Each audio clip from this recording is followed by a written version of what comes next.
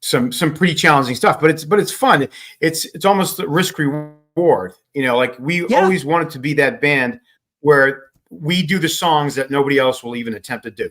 So if you looked at our set list, you'd be like, oh, okay, all right, that's that's not an easy night, especially. No, it's not. You're singing Boston tunes, which are hard. Yeah.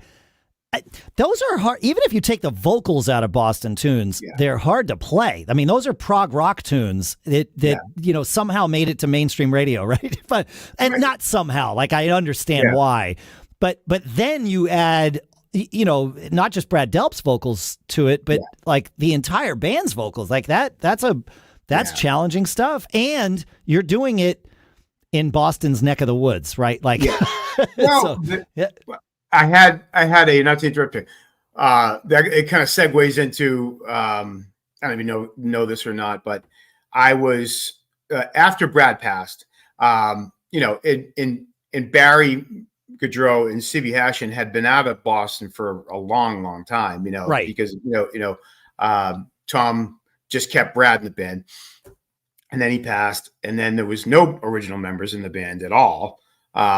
So Barry and Sib approached me to do our own little, project on the side called Dirty Water.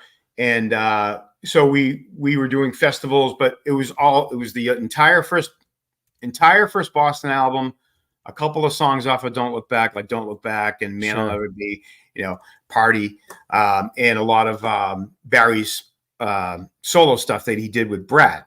Yeah. So, right. Yep. Yeah. So we did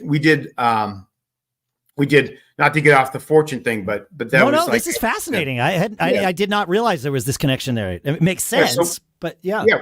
So my bass player filled in a bunch of gigs, Louis Spagnola, and we did, House of Blues and everything. So we were doing this kind of on the side, under the radar little Boston project. So, because you have under to the radar with Barry Goudreau and Sibby Hashian and Sibby Hashian, but because you had to be careful for obvious reasons. There was you know what I mean? So because of Mr. in charge of the other band. So we were doing festivals. We're doing, it was going great. It was awesome. It was just a dream come true, playing. And, we had been playing, Fortunate had been playing Boston for decades. So that's why Barry and Sib approached me, and they was like, you're doing it anyways. Why don't you just do a little side project with us? And then Barry started to do shows with Fortune. So we would go and do a show.